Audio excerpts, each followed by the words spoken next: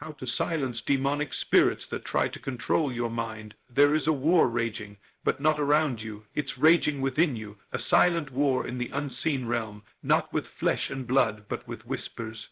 With thoughts, with invisible forces that do not knock at your door, but creep through your thoughts in the stillness of the night. This is not fiction. This is not paranoia.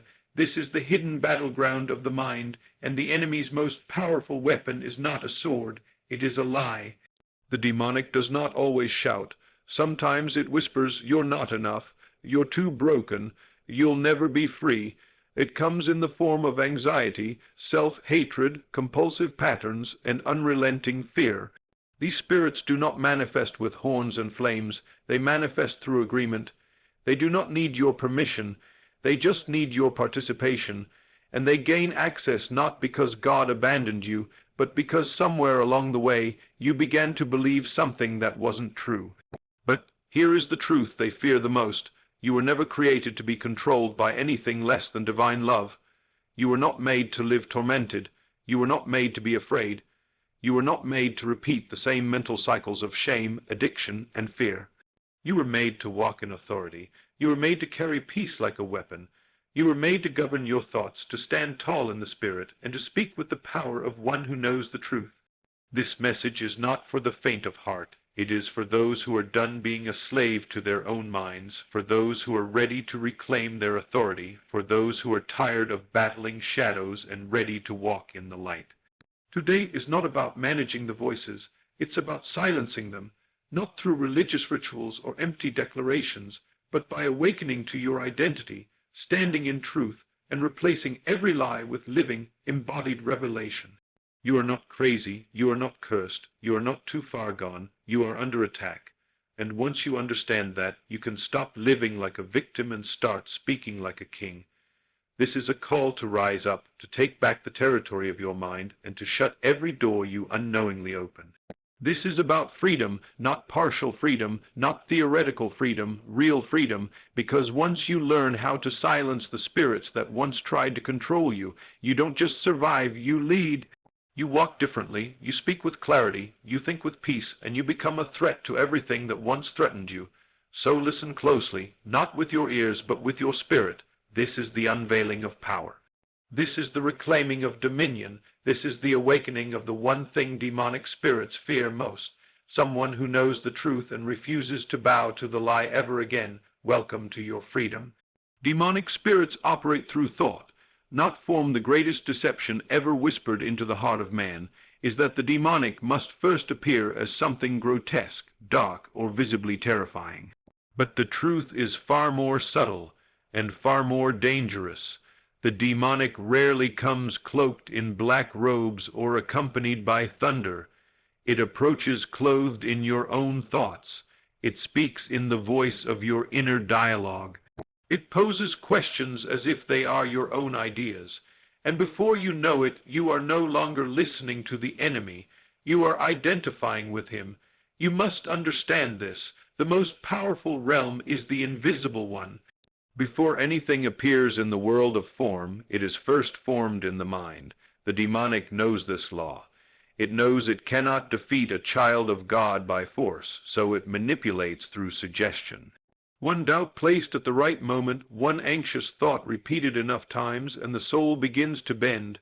That is how it begins, not with a scream, but with a whisper. The battlefield is not out there somewhere.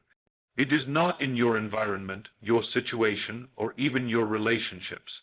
The battlefield is your imagination, and whoever wins that wins you. Evil is not creative. It cannot create. It can only distort. And its favorite tool is imitation.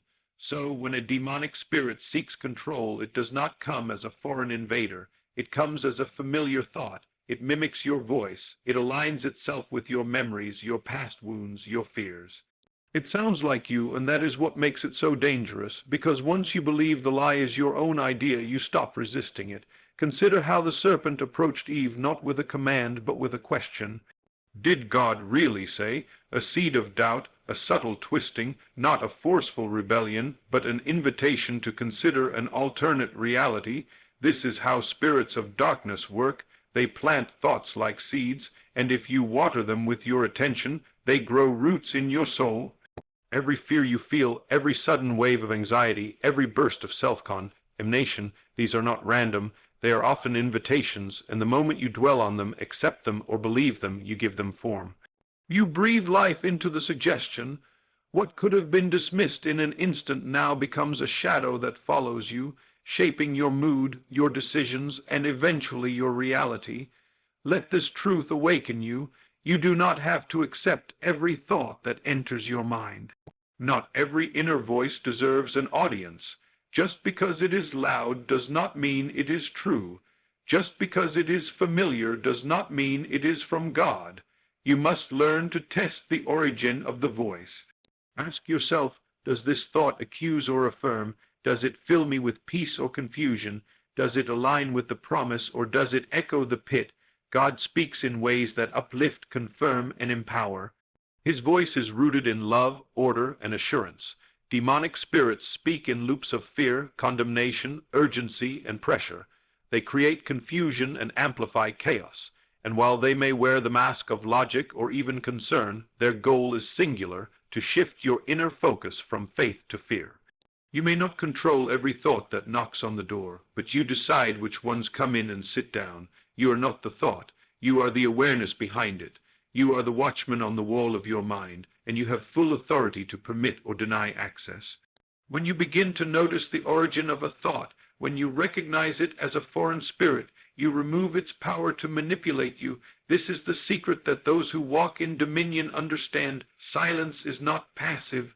It is intentional. To silence a demonic spirit does not mean to ignore it in weakness, but to override it in strength.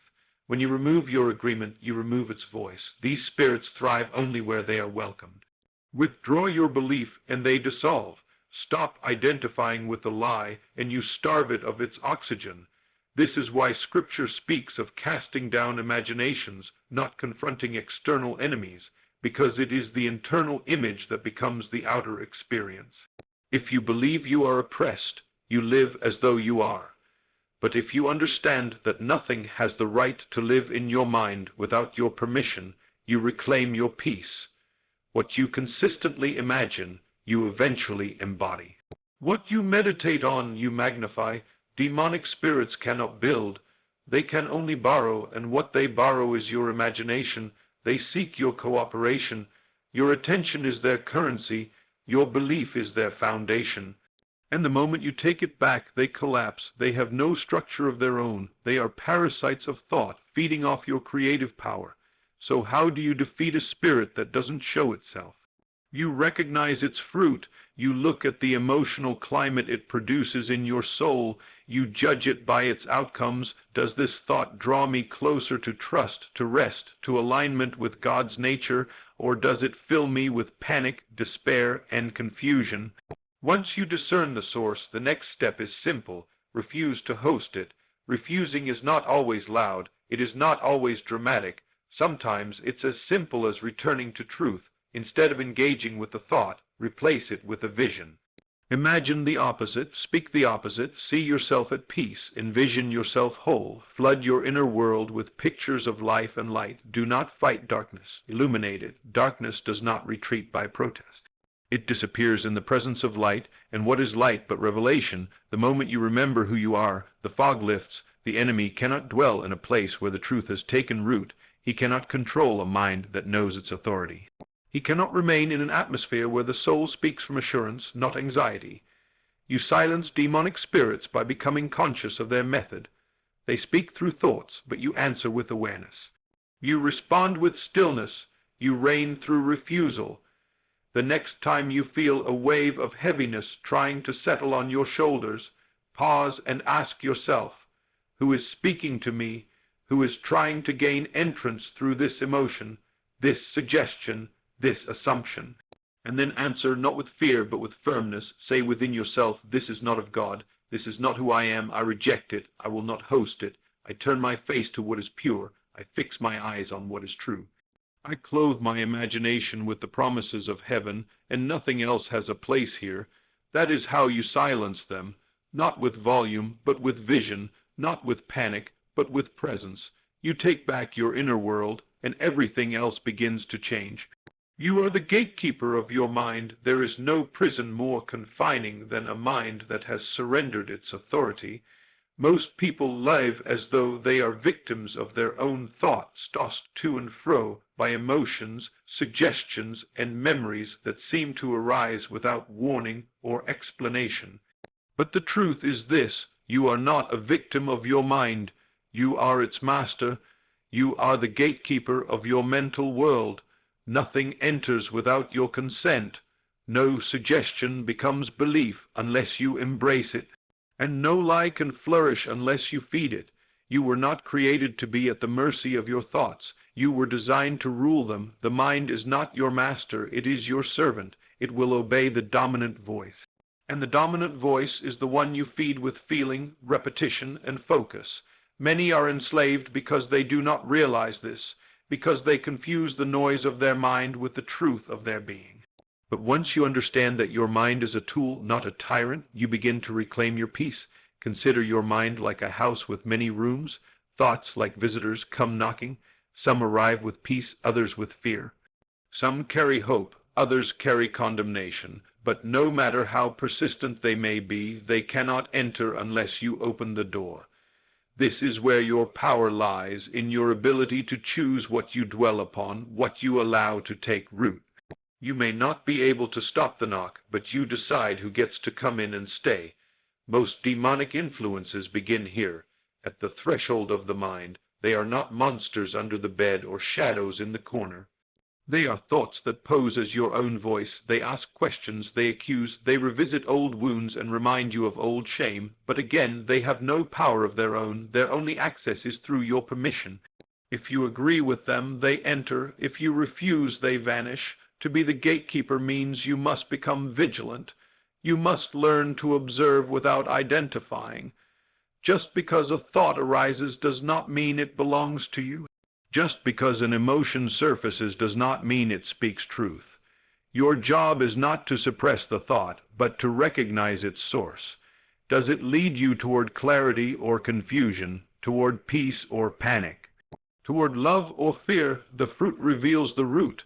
God has already given you everything you need to guard the gates of your mind. You've been given discernment, authority, and imagination. Discernment helps you identify what is not of God. Authority allows you to cast it down, and imagination allows you to replace it with truth. When you use all three, you become unshakable. You become a fortress rather than a doorway. Far too often, people spend their energy fighting external enemies while leaving their inner gates wide open. But the true war is not outside, it is within. The true enemy is not the person who wronged you or the situation that broke you. It is the voice that tells you to dwell on it, to replay it, to make it part of your identity. That voice is what must be silenced. That spirit must be denied entry. Every thought is a seed, and your mind is fertile ground. What you allow in will eventually grow. Entertaining fearful thoughts will not leave you neutral. It will produce fear. Dwelling on anger will not pass harmlessly. It will poison your perception. Your emotions are not random. They are the product of the thoughts you have accepted as true. If you want different emotions, you must plant different seeds. This is why it is written, "Be transformed by the renewing of your mind." Transformation does not begin with action. It begins with thought, and thought begins with awareness. To renew your mind is not merely to memorize scripture. It is to internalize truth until it becomes the only voice you follow. It is to reject every foreign spirit, every rogue idea, and every fearful projection that tries to occupy space in your mind without your permission. Being the gatekeeper also means you stop arguing with darkness. You do not reason with a lie. You remove it. You do not negotiate with fear. You reject it. You do not try to fix the thought. You replace it. Many are exhausted because they try to resist darkness while keeping their mind empty. But the human mind was never meant to be void. It must be filled, either by the voice of God or by another. So don't just resist evil, replace it with good. Fill your mind with what is true, noble, pure, and praiseworthy. Dwell there, and nothing else can take residence. There will be times when demonic spirits press harder, when thoughts of fear, shame, and defeat seem louder than usual. These are not signs of your failure. These are signs of your awakening. The moment you begin to take authority, resistance rises, but do not be moved. Your persistence will outlast their pressure. You are not weak. You are being trained.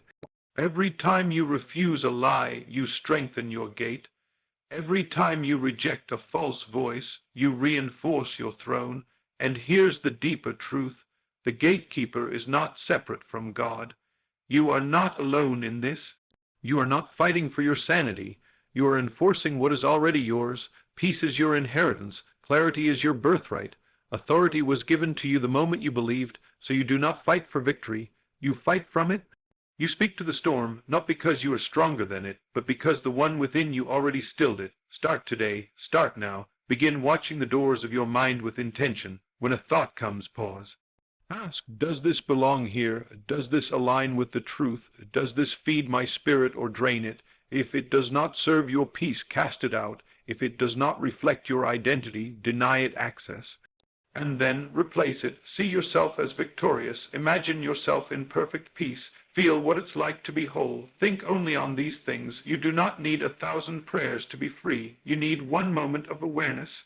One moment when you remember who you are and who you carry. That moment is the gate, wide enough for light to flood in, powerful enough to silence every voice that doesn't belong. You are the gatekeeper. Guard your mind. Stand at the threshold and refuse to allow what does not serve your spirit.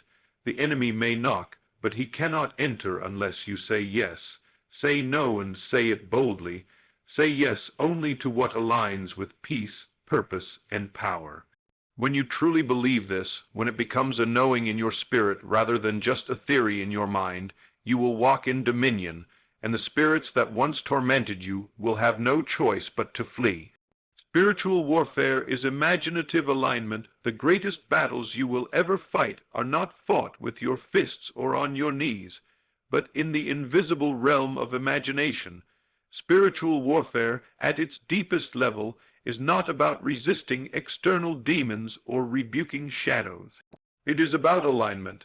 It is the internal positioning of your mind, heart, and imagination with the truth of who you are and who God is. What you continually align with in your imagination becomes the reality you experience in your world. The enemy doesn't fear your loud prayers if your inner vision remains corrupted. Demonic spirits are not moved by volume. They are moved by vibration, by the inner certainty that flows from a soul who has seen truth and refuses to see anything else. You can declare 1,000 scriptures, but if your imagination still rehearses defeat, you empower the very spirits you are trying to silence. This is the paradox. Many are praying against what they are still imagining. Imagination is not a child's toy. It is your divine faculty. It is where creation begins. It is where God speaks. It is where the blueprint of your future is formed. And because it is so powerful, the enemy seeks to hijack it. If he can get you to imagine failure, he doesn't need to send it. Your own belief will construct it. If he can get you to replay betrayal, you will begin to live out its consequences again and again, even in safe places. Demonic spirits do not need to inhabit your body to control you. They only need to influence your vision. What you accept and dwell upon in your imagination becomes a spiritual agreement. Every fear you visualize is a seed. Every worst-case scenario you rehearse is a silent contract. You may not say it aloud, but by imagining it, you've accepted it.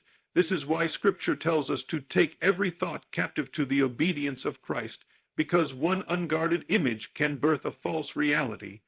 The power of the demonic lies not in its substance, but in your attention. What you focus on grows. What you energize with imagination begins to materialize. You may think you're just thinking, but you're actually planting. And the realm of spirit responds to those seeds.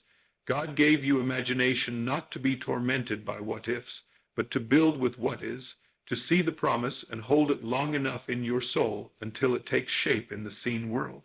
But the enemy knows this, so he comes subtly, offering images of failure, abandonment, sickness, lack, and shame. He doesn't have to make them true. He just needs you to imagine them vividly, because once you do, you start to feel them. And once you feel them, you start to identify with them. And once you identify with them, you start to live them. That is how spiritual warfare works, not by sudden chaos, but by gradual agreement. To win the war, you must change what you see. You must align your imagination with the promises of God, not the projections of fear. This is not denial, it is divine defiance. It is looking at the same situation but choosing to see from another realm. It is feeling the pressure but choosing to hold the picture of peace. It is hearing the accusation but refusing to imagine yourself guilty. This is not pretending, this is faith. Faith is not a vague hope. It is the ability to see the invisible until it becomes visible. And imagination is the eye through which faith sees. So if your imagination is hijacked, your faith is disabled. You cannot walk by faith and imagine defeat. You cannot declare victory and visualize failure. The spirit realm responds to image, to feeling, to focus. That is why the enemy works so hard to dominate your inner world. Because if he can corrupt your vision, he can control your outcome. But here is the good news. You control the canvas of your mind. You choose what pictures stay. You decide which images take root. You have the power to cast down every false picture and to lift up every divine one. You silence the demonic not by arguing with it, but by replacing it. When the spirit of fear whispers its vision, you respond with one of faith. When anxiety paints a future of despair, you replace it with one of peace. The only way to defeat a lie is to hold a greater truth with deeper conviction. You must be ruthless in protecting your imagination. Don't let the news dictate your vision. Don't let your past paint your future. Don't let fear be the artist of your mind. Let God's word be your brush. Let his promises be your palette. See yourself as whole. See yourself as strong. See yourself walking in power, clothed in peace, surrounded by grace. Hold that image, feel it, live in it, and eventually you will walk it out in the visible world. Spiritual warfare becomes effortless when your imagination is rightly aligned. The torment ceases not because the enemy stops attacking, but because your inner world becomes impenetrable. He cannot plant seeds in a garden that is already blooming with truth. He cannot deceive a mind that is already filled with vision. When your imagination is full of light, darkness has no place to land. But remember, this alignment must be intentional. You must practice it daily. Not as a chore, but as communion. As you wake each morning, begin not with your to-do list, but with your inner vision. Before the world speaks, speak to yourself. Before fear has a chance to knock, fill your house with peace. Don't wait for the storm to begin before you imagine calmed. Well in calm now.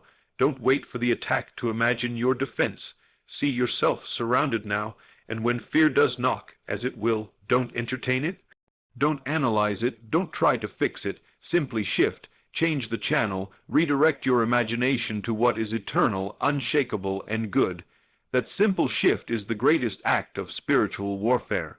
Because you have refused to agree, you have refused to participate in the enemy's vision. You have taken back your power, your mind, your world. You were never meant to be controlled by external forces. You were meant to rule from within, and the throne you rule from is your imagination. The crown you wear is your inner alignment. When you see what God sees, speak what God speaks, and feel what God feels, the enemy cannot remain. His only weapon is illusion, and imagination is where illusion lives or dies. So be vigilant, be focused, and above all, be aligned. Let your inner world mirror the kingdom of God. Let your thoughts be filled with peace, your images filled with promise, your heart filled with knowing.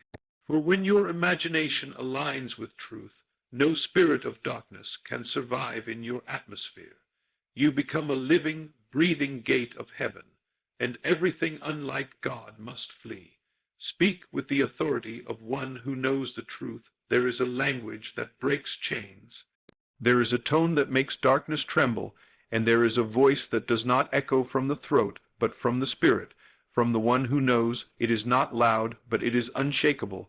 It is not aggressive, yet it commands with finality. That voice, that authority, belongs to the one who is aligned with truth and refuses to accept illusion as reality. Authority is not the product of emotion or volume. It is the fruit of revelation. You cannot fake it. You cannot borrow it.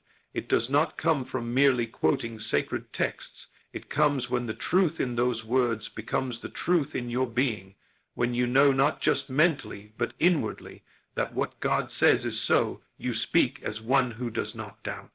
You speak as one who has seen. Demonic spirits recognize authority. They do not respect religious rituals. They are not impressed by fear-filled prayers or emotional outbursts, but they flee at the voice of one who knows the truth and refuses to compromise. You silence the voices in your mind not by wrestling with them, but by speaking truth with certainty. You cast down imaginations not by arguing with them, but by speaking a higher word with finality. This is the secret many miss. Your words carry the power of your belief. Words that arise from fear carry no weight. Words that emerge from uncertainty produce no change, but words that flow from conviction, rooted in the awareness of divine authority, cut through the darkness like light itself. And light does not argue with the dark, it simply shines, and darkness disappears. There is a vast difference between saying, "I hope this works," and declaring this is already done. One vibrates with hesitation. The other resounds with power. When you speak from knowing, creation listens, your subconscious listens, your circumstances listen, even the demonic listens, and obeys. Authority comes from unity with truth. It flows from the one who has made no room for lies within. When you settle the truth of who you are, when you accept that you are not a weak beggar pleading for scraps, but a child of the highest, seated in dominion, your voice changes. You no longer ask from lack, you speak from fullness. You no longer wonder if you're being heard. You speak with the calm certainty of one who knows the answer has already been given. And what is the truth you must know? That you are not at the mercy of any spirit, that you are not the echo of your past, that you are not the prisoner of fear, shame, or torment. You are not battling for your freedom, you are enforcing it. You are not hoping for peace, you are releasing it. When this truth becomes real to you, you speak differently, you walk differently, you command differently. Every time a demonic thought attempts to enter your mind, be it fear, self, hatred, condemnation, or anxiety, it is testing your awareness. It is not asking for permission as much as it is asking, do you still believe the lie? And if you hesitate, if you entertain the thought, you give it space. But when you answer with conviction, I do not accept this, this is not my thought, this does not belong to me, you speak as one in authority. You must train your tongue to agree with what you know in your spirit. You must stop rehearsing the lies of the enemy with your lips. Every time you speak lack, fear, or hopelessness, you reinforce the very spirits you're trying to silence. The tongue has the power of life and death. And spiritual warfare is not won by silence but by declaration, not by pleading but by commanding. But the authority in your command must be rooted in your identity. You cannot speak with divine power while doubting your divine origin. You cannot cast out fear while imagining yourself a victim. The enemy responds to identity. He does not flee because you are loud. He flees because you know who you are. The clearer you are about your nature, the greater your authority in the invisible realm. Imagine a police officer standing in the middle of traffic. Cars stop not because the officer is physically strong enough to hold them back, but because he wears a badge, symbolizing legal authority. You, too, wear the badge of divine sonship. But the badge is invisible. It's only effective when you know you're wearing it. Speak not as a victim, but as a vessel of power. Issue commands as one sent, not as one seeking. You were not created to beg demons to leave. You were not designed to plead with anxiety to go away. You were formed in the image of one who speaks, and it is so. You were given dominion, not fear. You were given speech, not silence. Every time a lie rises in your mind, speak against it, not with anger, but with assurance. That is not who I am. That is not my destiny. That is not my future. These are not just affirmations. They are weapons. Even Jesus, when confronted in the wilderness, did not engage in debate. He simply replied with the written word, spoken aloud with full authority. It is written, and the enemy left him. Why? Because there was no agreement, because truth was spoken without hesitation, because he spoke as one who knew who he was and who he carried. You must do the same. Wake up each day and speak over your mind, speak over your emotions, speak over your atmosphere. Say what is true, not what you feel. Declare what has been promised, not what appears in the moment. When thoughts come that contradict your peace, do not entertain them. Answer them, and answer with finality. There is a point when authority becomes your default, when you no longer react to demonic pressure with panic, but with peace, when you no longer question your authority, but walk in it without thinking. That point is reached through consistent practice, through repeatedly speaking truth until it becomes your native tongue, until fear sounds foreign, until lies are unrecognizable. Authority is not arrogance. It is confidence in alignment with truth. It is the posture of one who has settled the matter within. You may still feel fear, but you do not speak from it. You may still experience temptation, but you do not agree with it. You speak above it. You answer from your seat of truth. So speak boldly, speak consistently, speak from knowing. Let every word you utter be drenched in conviction. Don't echo the storm, command the sea. Don't explain your torment, end it. Don't wait for the atmosphere to shift. Shift it with your voice. You are not voiceless. You are not powerless. You have been given the divine right to declare. Use that right. Speak as one who knows, and the spirits that once whispered to you will grow silent, for they cannot remain in the presence of one who speaks truth without hesitation. Replace every lie with an embodied truth. The greatest act of spiritual resistance is not shouting at the darkness, but replacing the darkness with light, not by force, but by being so filled with truth that lies have no room to breathe. The key to silencing demonic spirits that try to control your mind is not just rejecting their lies, but embodying truth so completely that those lies no longer find anything in you to cling to. You do not fight thoughts with willpower, you transcend them with a higher, embodied awareness. You must understand this. Every lie that enters your mind is looking for a home. It is looking for agreement. It is looking for a place where your imagination will nourish it, your emotions will water it, and your words will give it life. But lies can only live where truth has not taken root. The answer, therefore, is not to struggle with the lie, but to replace it, starve it by feeding on something greater, drown it out by embodying the truth with such conviction that your very state of being becomes the rebuke. This is not positive thinking. This is not mental gymnastics. This is spiritual transformation. To replace the lie is to change your inner agreement. It is to withdraw your consent from fear, shame, guilt, lack, and torment. But more than that, it is to consciously take on the form of the truth you have chosen to believe, not just think it, be it, feel it, walk in it. Live as if it is already so, because in the eternal realm it already is.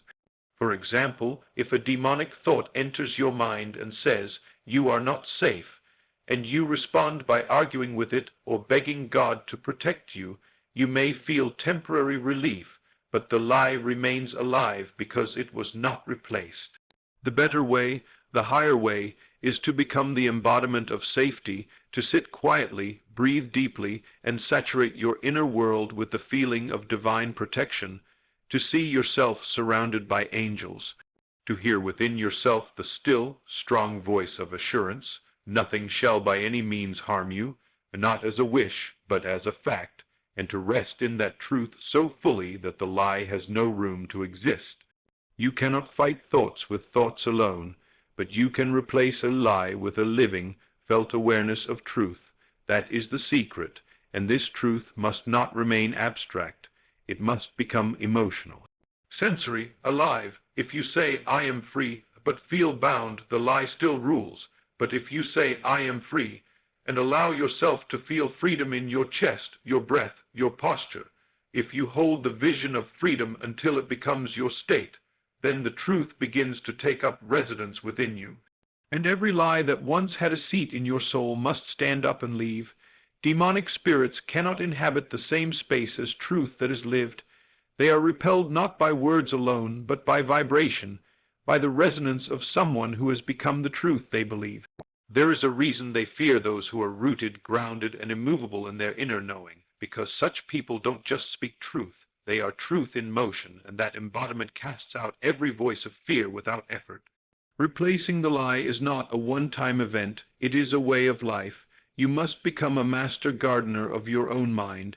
Every day you will be offered thoughts that are not your own, images that are not true, suggestions that contradict what God has spoken over your life.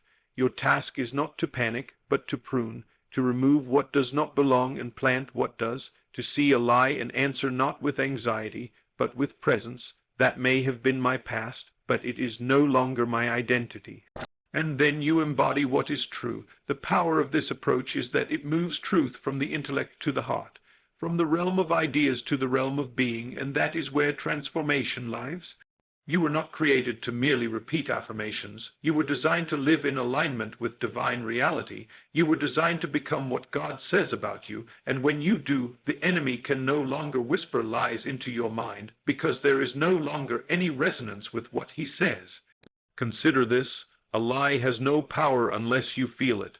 It may enter your mind, but if it does not enter your state, it passes like wind. But the moment you agree with it, feel it live as if it's true, you have empowered it. That is why your focus must not be on the lie itself, but on entering the state that contradicts it.